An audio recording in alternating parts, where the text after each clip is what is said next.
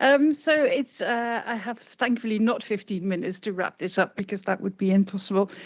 So I'll only say a few words and then I will open the floor to some questions that you may have as a sort of overview of today, not specific questions, but reflections, I think. My reflection was that I was struck by the double role that libraries play in this arena, where they are both protecting our cultural heritage and sort of creating an environment where that stuff is safe and we're preparing for all sorts of disasters, while at the same time we're also living through that experience, and we have staff and we have fires around us. There are windows opening up, exposing our collections to the elements. And at the same time, maybe triple roles, we're also trying to record what's happening to us and to be a beacon of hope in our countries that are suffering from these events that are inflicted upon us. And they're all connected, those things, and they're all making us play an important, complex role in this arena. And I thought that was very impressive. What I was also very much struck by is the absolute openness and transparency with which we are looking back at the history of our institutions. So not all of it is nice, and not all the humans working in our history, in our historic past, were good people or nice people. They could even be awful people doing some good stuff, like in the case of the BNF, where some of the results were quite happy. And for us library community, but also the archival community that I sometimes talk to, and the museums community, for us to give that example and say, right, we will look this in the eye, we will be open and transparent about what happened in our history, and we will reflect on it, and we will make sure that we present it in a way and actually give health warnings and talk about how we catalogue our stuff, how we give subject terms, and sort of reflect on that presentation of the material. That I was also very much struck by. What the last comments I'm going to make is that I think this is a really worthwhile conference. It has certainly given me an awful lot of food for thought. It's not on its own this year, which is quite heartening to say.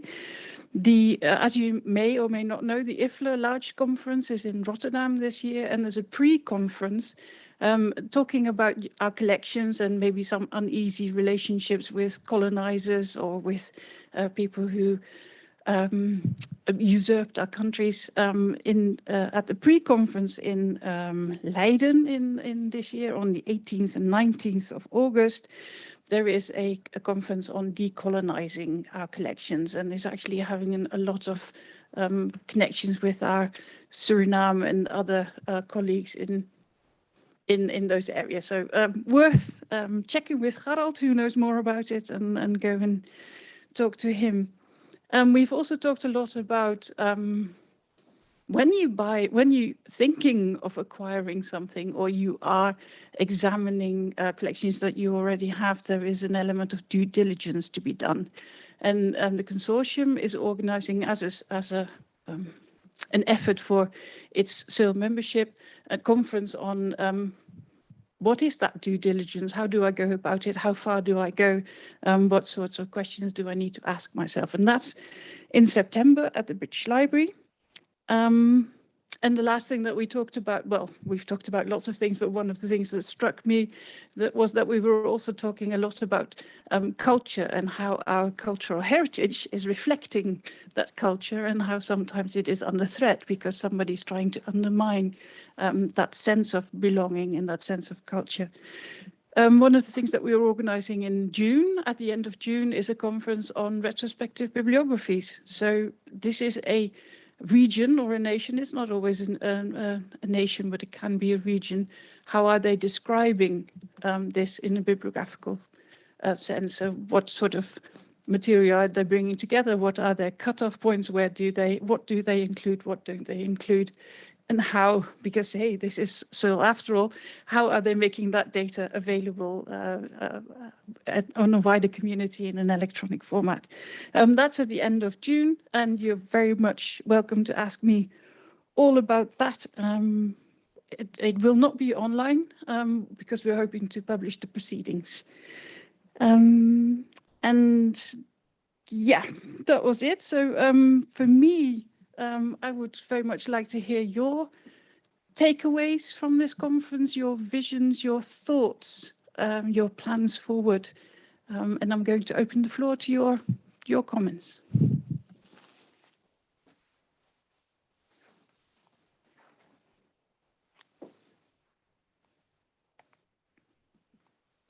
Something in the chat. Oh, questions is good as well. Go. We are reaching a worldwide audience. We have congratulations on the excellent event in Brazil. Many other, thank you for. Oh, I'm sorry. Thank you for an excellent event from colleagues in Brazil and others. If anyone watching online would like to offer concluding thoughts as well, please feel free.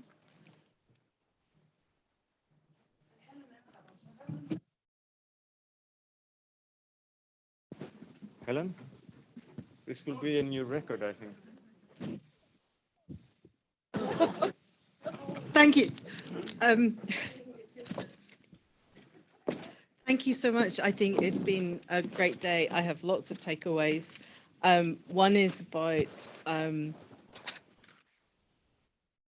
recording information about our collections simply for people who, like, we've been thinking about this with regard to theft and trafficking. Marian and I represent CERL and IFLA on an ICA working group. So we are all working together across the documentary heritage sector about theft and trafficking. And we have been thinking about how you provide simple information for instance, customs officers who might be identifying theft, stolen documents or stolen books at the point they cross borders. Similarly, Emma's talked about the need to provide simple information and clear information and short, brief information about your institutions for military forces, for emergency services, for people who might be involved in conflict situations. And I think that is definitely one of my takeaways, that I think IFLA we should be thinking about how we provide that guidance. I think some of it is in the IFLA risk register, but I think we'll certainly feed back to Claire Maguire. I think how we can make the IFLA risk register and the associated training and guidance documents that go with that to incorporate the kind of information that Emma says is essential, and the best way of structuring it and the best way of providing it.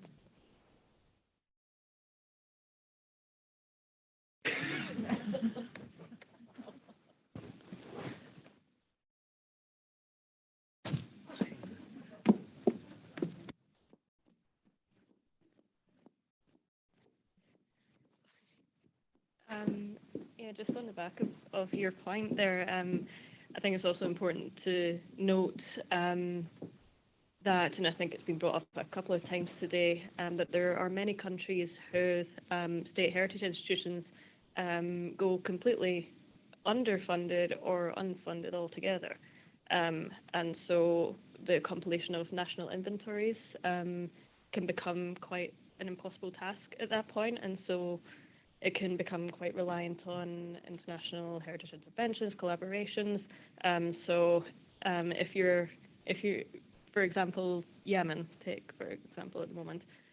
So if anyone has any colleagues in need of collaboration, I would always suggest like reaching out and seeing if there's any resources that can be shared.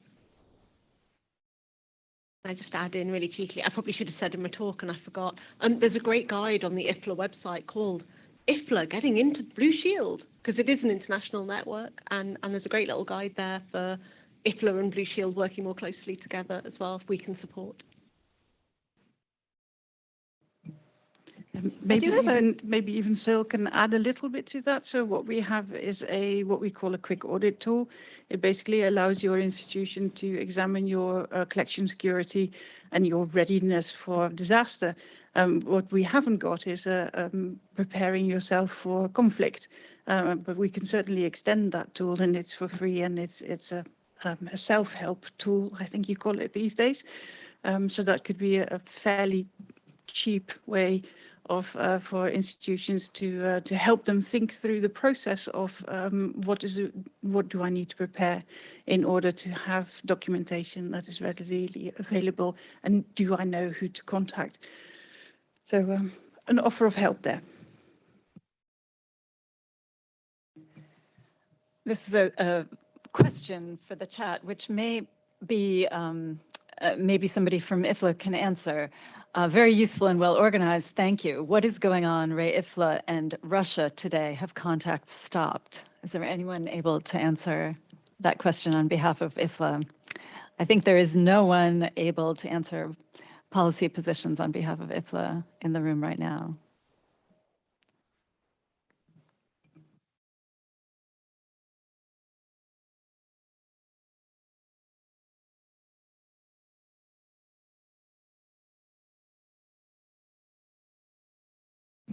If there are no further questions or reflections or thoughts, I'm going to give the word to Maria, who is there.